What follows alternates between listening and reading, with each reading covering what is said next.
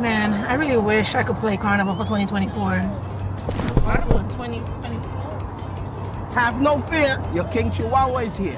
My band Bacchanal and I had teamed up with King Lottery, and for only $10, you could get yourself a chance to jam with Bacchanal's tribe for this Carnival 2024.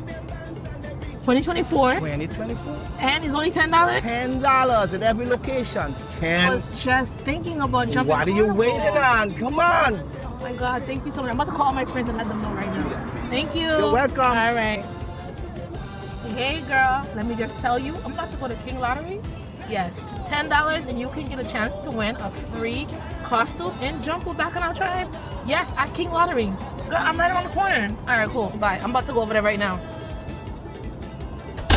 Good day. How can I help you today? Hi, good day. You know, the Road Match King told me that I can get a $10 raffle ticket right here to jump Carnival in 2024 and get a free costume. Yes, ma'am. That's exactly correct. How much tickets would you like to take? So one ticket is $10. Okay, you know what? Give me two. Sure, no problem. That's $20. Thank you.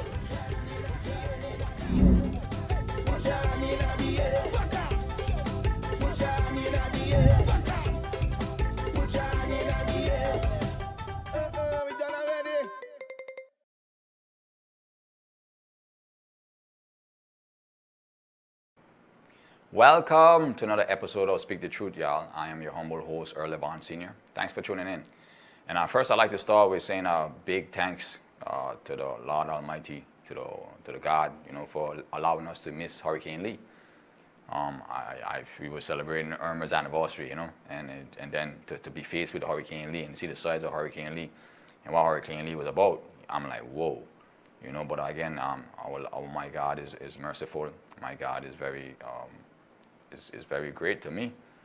He allows me to miss. I missed Irma, and he now allows me to miss Lee.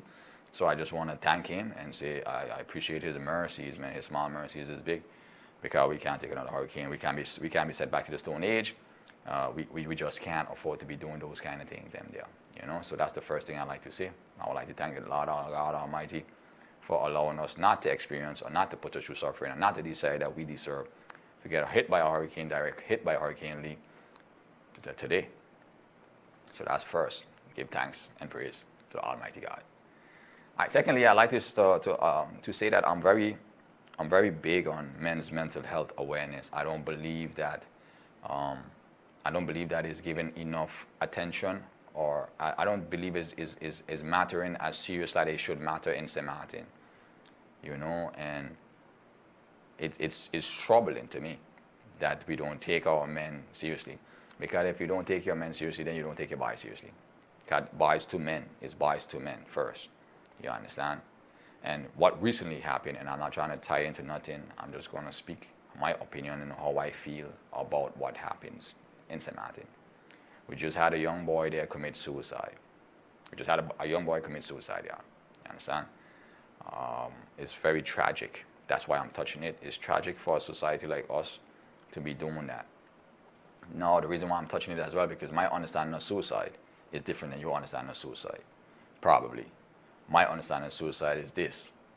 Someone who commits suicide believes that they're without a doubt, that is the only option that they have. Let me repeat that.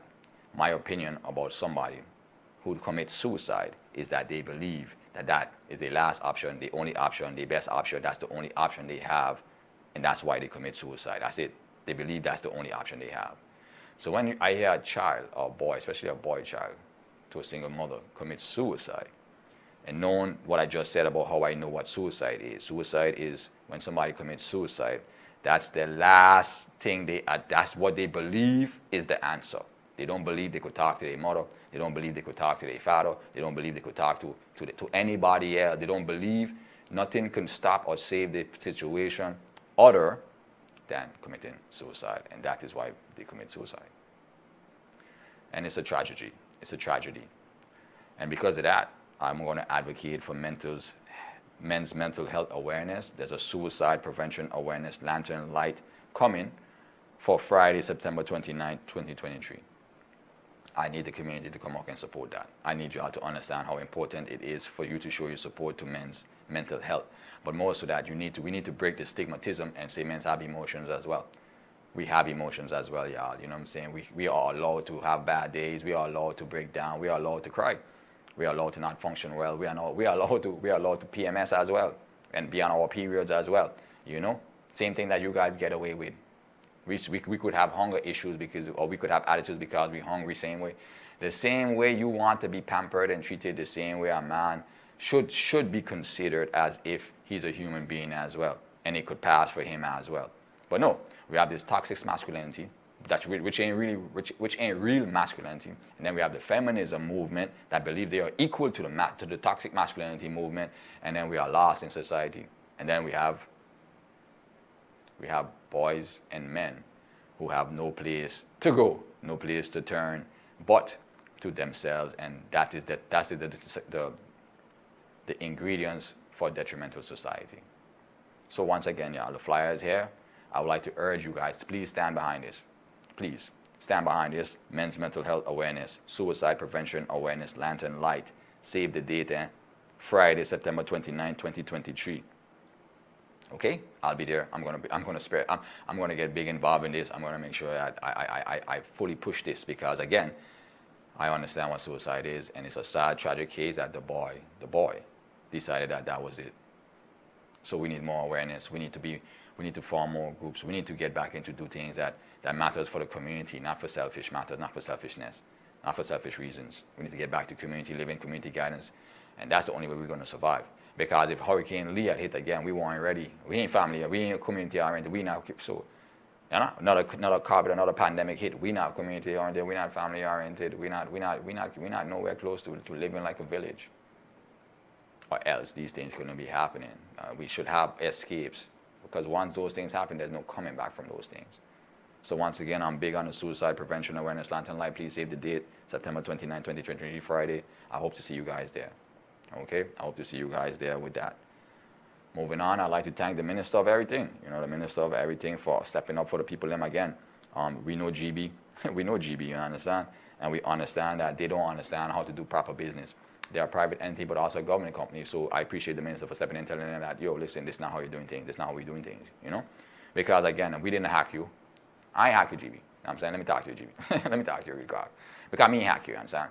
And you're going on like this, me what hack you. You're going on to like me, what the consumer. I'm speaking on the part of the consumer. Me. I got GB bill there too. I got like the water bill and GB too. Okay, good. So GB, you're going again. You're going on like I hack you. Me hack you, GB. I know where you're going. I know. Please don't accuse me of hacking you. Cause me hack you. Secondly, I didn't stop your billing system or your ability to read meters or read the usage of the water and lights that I consume. I didn't stop that. You know what I'm saying? I didn't stop that. You know what I'm talking about? So that's why you could have billed me. You stopped billing me. You stopped the billing me. You stopped estimating me. You stopped telling me that, you know, you stopped the billing process. You stopped that. You stopped that. So you broke. So you were the first person that broke the habits. And we are creatures of habits, my boy. If I am forcing myself every month to come and pay you, and then after every month I come and start to pay you, and you tell me you can't take my money, you don't want to take my money, GB, that was the first problem you started. You started that problem. You did. You know, people like me, we just paying because we didn't want you to say nothing. We want my good name in the system. Call me, I want my good name. I want to keep my good name, you understand? I must have like, well, no, you send me 2 bills here, and I'm like, Jesus Christ, you finally catch up to me. You know, I get my 2 bills, GB. But I'm going to tackle them. You understand? It's just that I know I'm happy that the minister stepped in, because I trying to blame the wrong people. Them. You took no fault for nothing. GB, you took no fault for nothing. And then you want to come and cut people? Who ain't paying you? GB, you took no fault for nothing? Your faults are, the consumer did not hack you. That's the first thing. So your problem is not my problem. Don't make your problem my problem, GB. I ain't hack you. Me had nothing to do with the hacking. Secondly, I ain't stopped paying you. The consumer didn't stop paying you, GB. You know what I'm saying? You stop taking payments. That's okay. No, tell me what your problem is. You stop taking payments, GB. You stop taking payments. Then because you realize that was bad, but then you done broke the habits of people there's no return from that. Fire everybody, fire all your management for who deciding to stop taking payment. How can a business who supplies a service, continuous service on a money basis, decide that they're going to stop taking payment? You had to take any money you could take. But then it showed me that you couldn't keep the records of the payment, so you didn't want to lose that. So again, I had no problem. With the consumer, I had none of that. The consumer got any issues with it. GB, we don't have nothing to do with your issue, your internal issues, GB. Why should the consumer be punished or be paid? Okay? Now, reading the article, okay? On Thursday, September 7th, a heartwarming discussion was held between NVGB's Special Representative, Temporary Manager, Troy Washington. Mr. Washington, I got to come holler at you. I got to come holler at you because what I just say here, I don't think nobody is mentioning to you, but the consumer can never be blamed for your intolerance to operate or produce quality from the company. And ever since you've been handling this tragedy, we understand it's a tragedy, but how you've been handling this tragedy and now you want to put it on the consumer and cut us? Thank you to the Minister of Everything for stepping in because that's unheard of. That's unheard of business practices. And you could only do that because you have the monopoly. We don't have no other alternative. And that's why you could abuse us and do us what you want because we don't have no other alternative. And that needs to stop. Okay? So Mr. Troy with Washington, Commercial Manager, Iris Arundel, and the Minister of Public Health and Social Welfare, the Honorable Omar Atley. During the discussion, the Minister mentioned that while he understands the current financial situation of NVGB, it would be beneficial to both consumers and the company if a more feasible repayment method is devised. Mr. Washington stated that he has been exploring options to offer financial relief to customers, which includes the reduction of the required deposits for repayment plans to 25% of the outstanding amount as opposed to the 50% that is currently required. The initiative, driven by a joint effort among the Minister's Social Responsibility and NVGB's committed to corporate citizenship, aims to alleviate the financial burden faced by members of the community. But GB, we didn't do that. We didn't cause that. That's why remember, when we were paying you, you couldn't you should have never stopped taking payments. But because you couldn't rectify and keep a legit, you couldn't go back to the days of bookkeeping. Before computer rating and automated system, an accountant, when you come in, they'll put your name, the date, the money you paid, your signature, my signature. What's wrong with a ledger? It's called a ledger. So back in the days, them things worked before GB got automated. Now the automation is the problem, and you don't have nobody to revert to back to the old ways of doing things, like a ledger, to make sure that payments are inputted, the accounting is right. You don't have a proper accounting department, because that's what happens the same way. You just worried about the automation. So GB, is your fault. Your fault for stopping to taking payments and consumers' payments. You understand? Talking about you sending people a bill, and when you get a bill, you want to send them the bill. What happened to reading the meter? You can't still read the meter. So all of that you missing. So you owe us an explanation, GB. All I still want to hear from you, Mr. Washington. All that you still ain't tell nothing about. Are you people serious? But anyway, thank you to the Minister for stepping in on this because you can't be serious. Mr. Washington shared that situation which we will now face arose due to a unique set of circumstances. Since March 2022, NVGB has grappled with a cyber event that disrupted its computer system. We ain't do nothing with that. Making it unable to provide monthly bills to some customers. We ain't do nothing with that, GB. That got nothing to do with the consumer. Nonetheless, NVGB has been working diligently to ensure that our customers continue receiving utility services. We appreciate that. Without regular invoices or ongoing payments to sustain NVGB continuous operation during the period. You can't cut us, GBT. We was not that far, so that's the least you could have did, and we appreciate that you understand that. You can't cut us, GBT. We would do nothing. So that threat there, or that sentence you said there, it don't matter. It's the least. Recognizing the potential financial hardship that situation poses. How? This is what I'm trying to say. How? GB, you should be a multi-million dollar. You're supposed to be a multi-million dollar operation company just because of the monopoly you have yearly. Everybody on you, GB, like what you talking about? How you don't make money? The oil class, fuel class. You don't make money, GB? You try and tell me on a year-to-year basis you don't profit? I need to see your books. Mr. Washington, I need to see your books. I did a great accounting class. I could balance my budget and my checkbook. I need to see your books and see. Let me see if maybe I could balance it for you. Because impossible, GB don't make profit. The only company on the Dutch side don't make profit. You kidding me? You could sell that to somebody else, Mr. Washington. You can't sell that to me. I need to see your books because you say that too. Okay? And then, okay. Recognizing the potential financial hardship this situation posed, NVGB took proactive steps to encouraging its customers to make ongoing payments, utilizing the billing issues are resolved. Yeah, we did that. You stop us saying, so okay, we made payments. Some of them ain't recorded, some is recorded.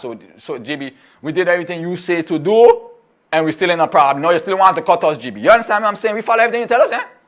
However, now GB maintained the long-standing company policy which indicates that customers with outstanding bills who would like to establish a repayment plan are required to pay 50% upfront and payment originally for the remainder of the outstanding balance. In response to this challenge, many persons have been sought assistance from the Social Services Department and the VSA. Some seniors' monthly pensions incomes did not afford them the financial flexibility to make upfront payments, especially when faced with a combination of the bills that could amount to larger than the average lump sum. Minister Otley and Mr. Washington both understand the predicament faced by customers that GBU put us in. GB, you put us in this cost. GB, you put us in this predicament. That's all I'm going to tell you. And I would like for you to understand and try to help us get out of it. You owe us a whole heap of information, the truth. No, I can't hear it. The cyber attack, what went on, how much money gone. Like, you paid a ransom? Like, I paid a ransom. I believe I paid a ransom. How you ain't got no money, GB? How you ain't got no money? You've been operating since I was a boy. I'm 42 years old. And you trying to tell me GB don't got no money. I'm 42 years old, GB. So you paid a ransom. How much was it?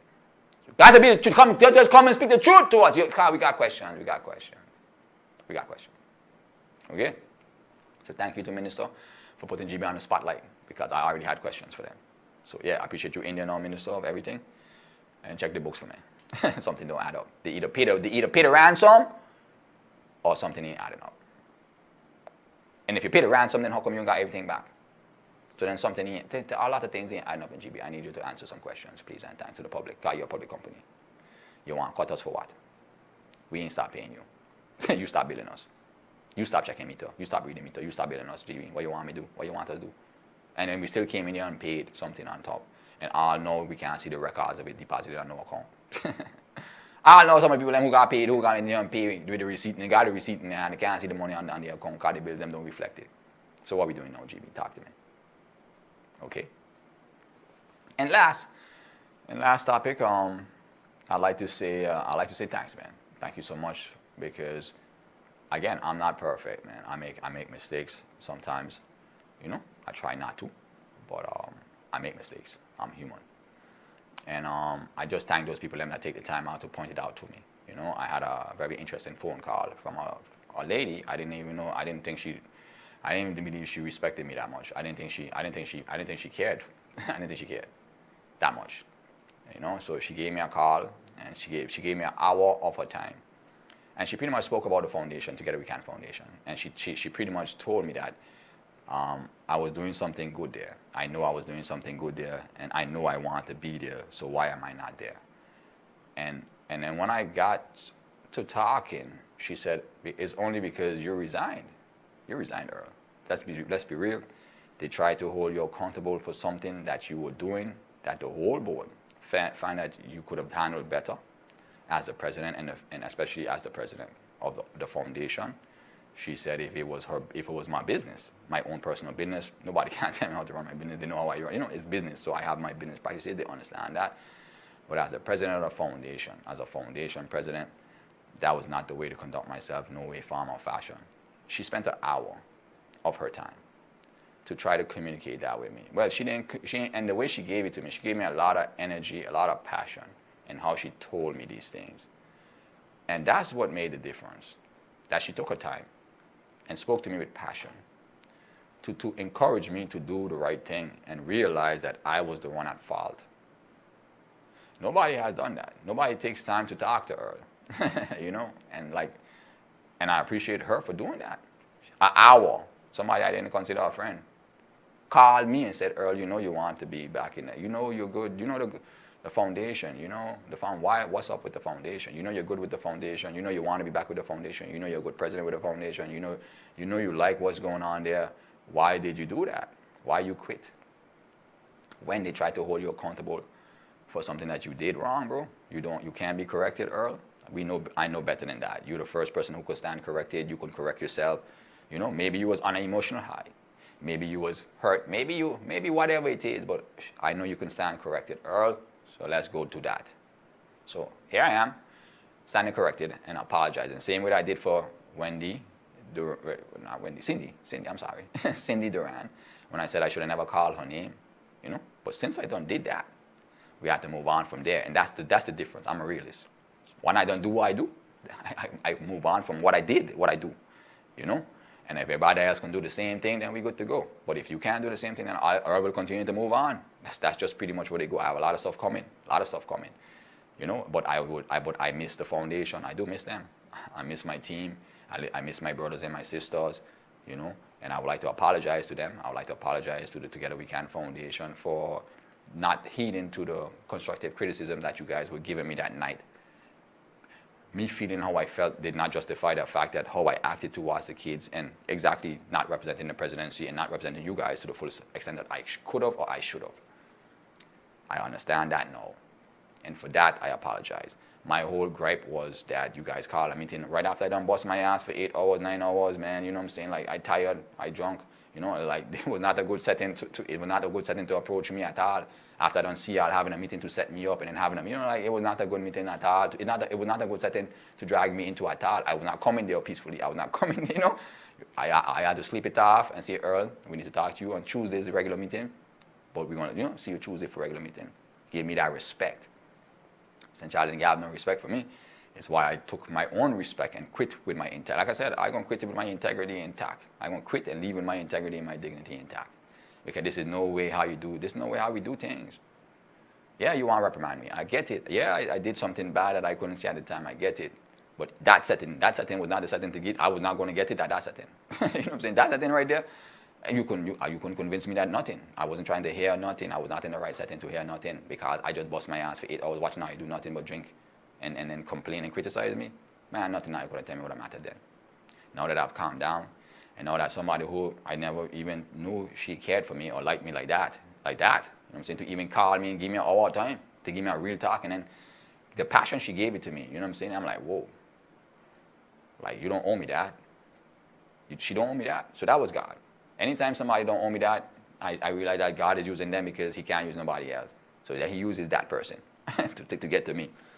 And I would like to sit here and say that I do apologize to the Together We Can Foundation for the way I acted on Sagi Sunday. I was not aware that, I was not aware of the stipulations, or I was not trying to hear nothing based on that day. Now that I've heard, now that somebody called me and she gave me a piece of her mind, I heard everything she said.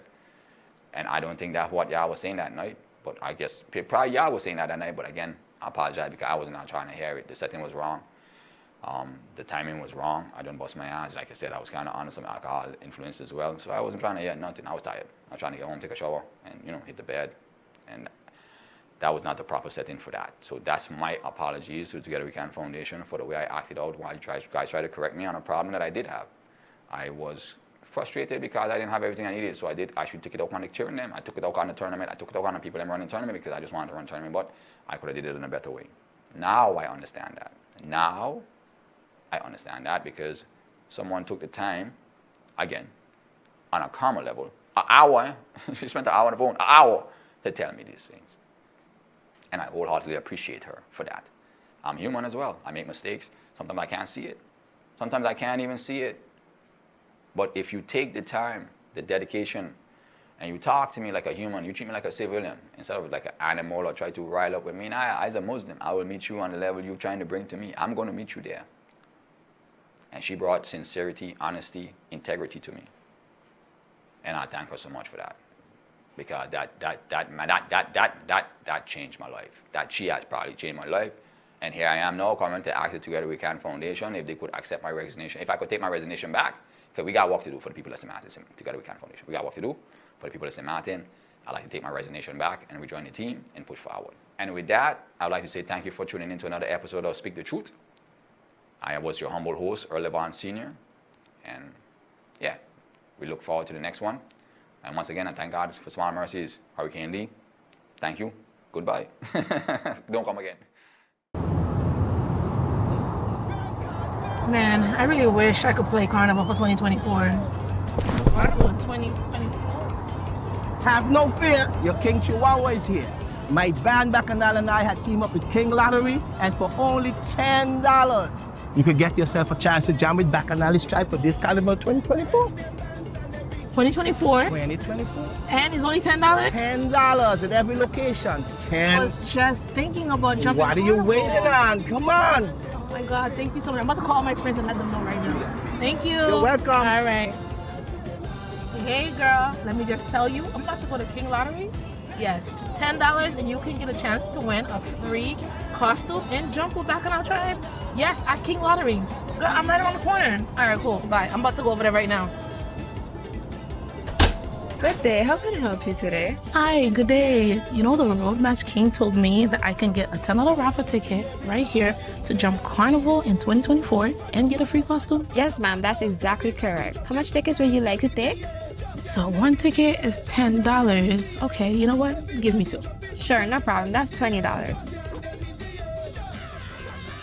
Thank you.